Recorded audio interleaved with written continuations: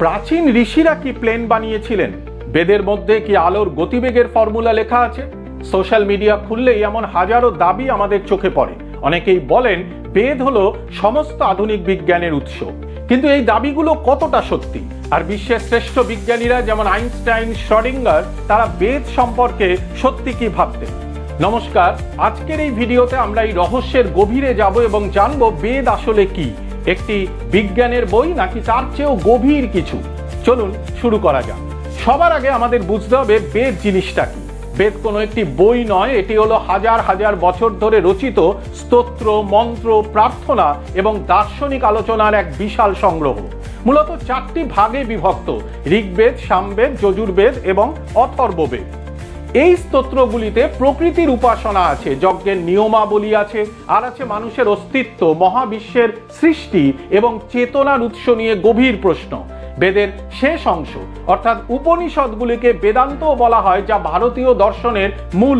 মনে রাখতে হবে বেদের ভাষা কাব্যিক এবং প্রতীকী। এটি কোনো সায়েন্সের টেক্সট বুকের মতো সরাসরি ফর্মুলা বা ডেটা দেয় না। তাহলে এই যে দাবি করা হয় বেদে বিমানের বর্ণনা আছে বা আধুনিক সব আবিষ্কারের কথা বলা আছে, সেগুলো আসছে কোথা থেকে? এর উত্তর হলো ছদ্মবিজ্ঞান বা সিউডো সায়েন্স। কিছু মানুষ বেদের কাব্যিক শ্লোকগুলির ভুল বা ইচ্ছাকৃত ব্যাখ্যা করে সেগুলোকে আধুনিক বিজ্ঞানের মতো করে দেখানোর এক চেষ্টা চালাচ্ছে। যেমন ধরুন, কোনো কবি যদি লেখেন আমার প্রিয়ার মুখ চাঁদের মতো সুন্দর, এর মানে এই নয় যে তিনি একজন জ্যোতির্বিজ্ঞানী ছিলেন এবং চাঁদের গঠন নিয়ে গবেষণা করছিলেন। তিনি আসলে একটি উপমা ব্যবহার করছিলেন। বেদের ক্ষেত্রেও ঠিক তাই। প্রাচীন শব্দ বা ধারণাকে আজকের যুগের অর্থ দিয়ে ব্যাখ্যা করা একটি বড় ভুল।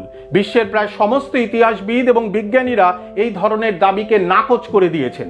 তাহলে কি বড় বিজ্ঞানীরা বেদকে গুরুত্বই দেননি? দিয়েছেন, কিন্তু যেভাবে দাবি করা হয় সেভাবে নয়। তারা বেদের মধ্যে কোনো সায়েন্টিফিক ডেটা বা ফর্মুলা খোঁজেননি। তারা খুঁজে পেয়েছিলেন এক গভীর দার্শনিক জ্ঞান, যা তাদের আধুনিক বিজ্ঞানের ভাবনাকে অনুপ্রাণিত করেছে।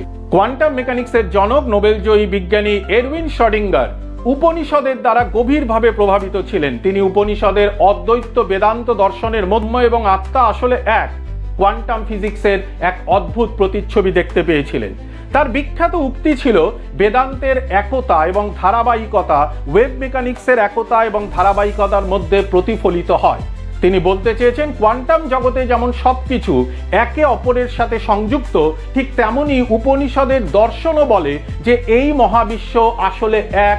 এটি একটি দার্শনিক অনুরণন, মানে ফিলোসফিক্যাল রেজোনেন্স, কোনো বৈজ্ঞানিক প্রমাণ নয়।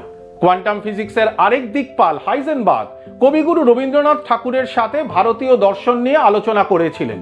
তিনি অবাক হয়েছিলেন যে কিভাবে ভারতীয় দর্শন বহু আগেই অবজারভার বা দর্শকের ভূমিকা নিয়ে চিন্তা করেছিল, যা তার আনসার্টেনটি প্রিন্সিপালের একটি মূল ভাবনা ছিল।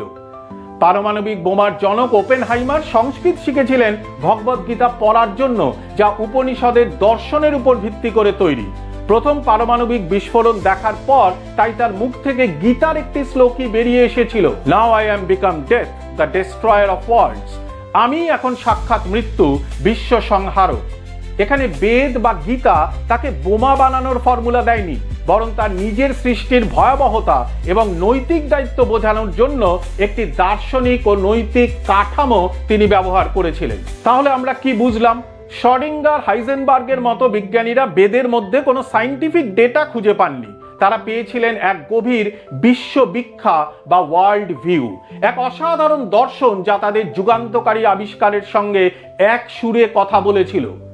বেদের মহত্ব এর মধ্যে লুকিয়ে থাকা কোনো গুপ্ত বিজ্ঞানে নেই। এর মহত্ব আছে মানুষের অস্তিত্ব, চেতনা এবং এই মহাবিশ্বের সাথে আমাদের সম্পর্ক নিয়ে করা গভীর প্রশ্নগুলির মধ্যে। বেদকে একটি বিজ্ঞানের বই বানানোর চেষ্টা করাটা আসলে এর আসল সৌন্দর্য এবং গভীরতাকে খাটো করে দেয়। বেদ আমাদের শেখায় না যে মহাবিশ্ব কিভাবে কাজ করে, কিন্তু এটি আমাদের ভাবতে শেখায় যে আমাদের অস্তিত্বের তাৎপর্য কি।